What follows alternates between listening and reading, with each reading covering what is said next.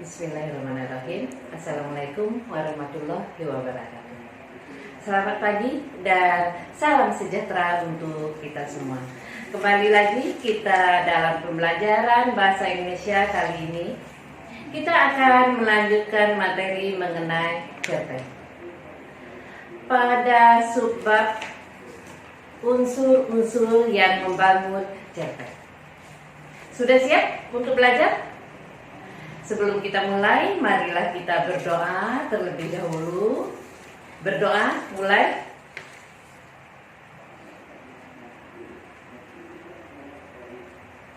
Amin.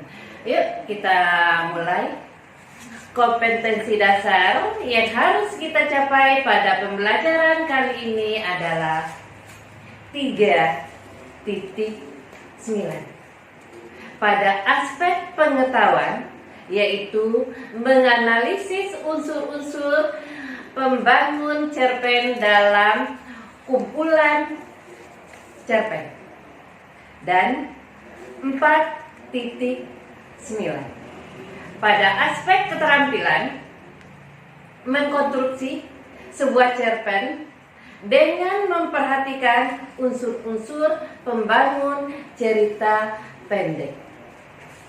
Adapun tujuan dari pembelajaran kali ini yaitu nanti Ananda diharapkan dapat menentukan unsur-unsur pembangun cerita pendek. Terus menelaah teks cerita pendek berdasarkan struktur dan kaidah. Berikutnya menentukan topik tentang kehidupan dalam cerita pendek. Dan tujuan yang terakhir, menyunting cerita pendek dengan memperhatikan unsur-unsur pembangun. Baik, kita mulai. Sebelumnya, pastikan Anda sudah siap. Selanjutnya, menentukan topik tentang kehidupan dalam cerita pendek. Topik cerpen itu dapat diambil dari kehidupan diri sendiri ataupun pengalaman orang lain. Tugas seorang penulis cerpen adalah memperlakukan pengalaman itu sesuai dengan emosi dan nuraninya sendiri. Unsur emosi memang penting dalam menulis cerpen. Kata-kata yang tidak mampu membangkitkan suasana emosi itu sering membuat karangan itu sering terasa hambar dan tidak menarik. Namun demikian, kata-kata tersebut tidak harus dibuat-buat. Kata-kata atau ungkapan yang kita pilih adalah kata-kata yang mempribadi. Kata-kata itu dibiarkan mengalir apa adanya. Dengan cara demikian akan terciptalah sebuah karya yang segar, menarik dan alamiah. Selanjutnya, coba kita perhatikan contoh cuplikan berikut. Lampu-lampu yang berkilau terasa menusuk-nusuk matanya. Sedangkan kebisingan kota menyayat-nyayat hatinya. Samar-samar dia sadari bahwa dia telah kehilangan adiknya. Paijo tercinta, Pak Pong yang malang menatap kota dengan dendam di dalam hati. Jakarta, kesibukannya, binagraha, gedung-gedung itu. Sumber, Jakarta, Totilawati.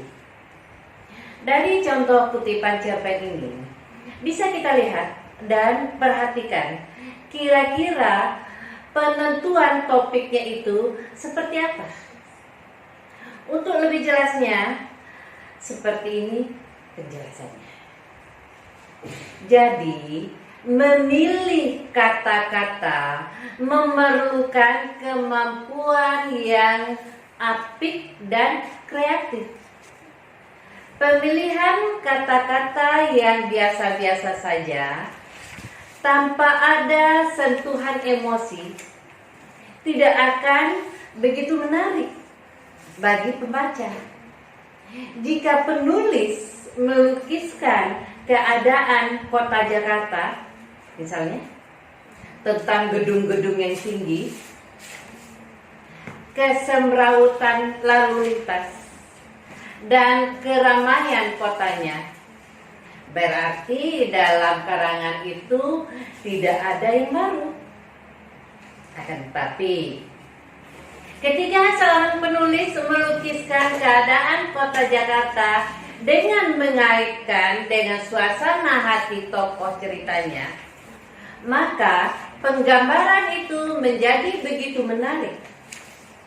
Ini adalah merupakan penjelasan dari cuplikan contoh cerpen tadi. Coba kita simpulkan sendiri bahwa kata-kata itu bisa mempengaruhi cerita. Selanjutnya, perhatikan kembali contoh cuplikan berikut. Lelaki berkacamata itu membuka kancing bajunya.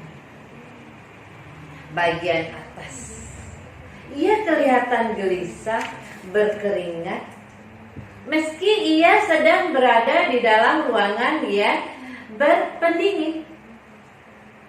Akan tetapi, ketika seorang perempuan cantik muncul dari balik koridor menuju tempat lelaki berkacamata itu menunggu, wajahnya berubah menjadi berseri-seri. Seakan lelaki itu begitu pandai menyimpan kegelisahannya. Sudah lama? Tanya perempuan cantik itu sambil melepas senyum.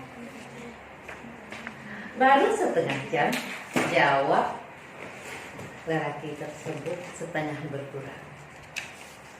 Nah, penjelasan contoh cuplikan cerpen yang kedua tersebut yaitu gerak-gerik tokoh, identitasnya yaitu berkacamata, serta situasi kejiwaannya jelas tergambar dalam cuplikan di atas.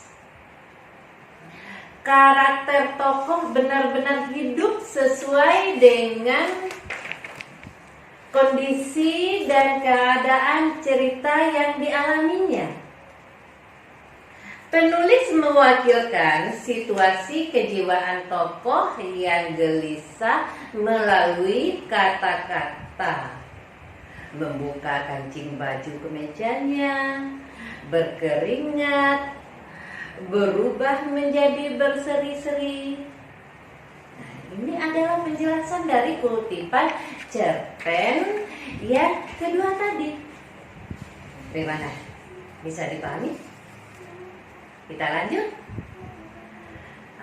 Yang berkaitan dengan topik selanjutnya yaitu menulis teks cerpen dengan memperhatikan unsur-unsur pembangun, itu menyunting atau mengedit, proses memperbaiki sebuah teks dengan memperhatikan unsur isi dan kebahasannya.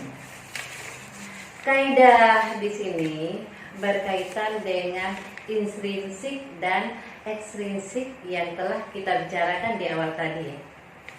Sedangkan unsur kebahasannya berkaitan keefektif kalimat, kepaduan kalimat, ketepatan diksi, dan ketepatan ejaan seperti tanda baca dan huruf kapital. Penulisan kata, penyuntingan dilakukan agar teks yang akan dibuat terhindar dari kesalahan.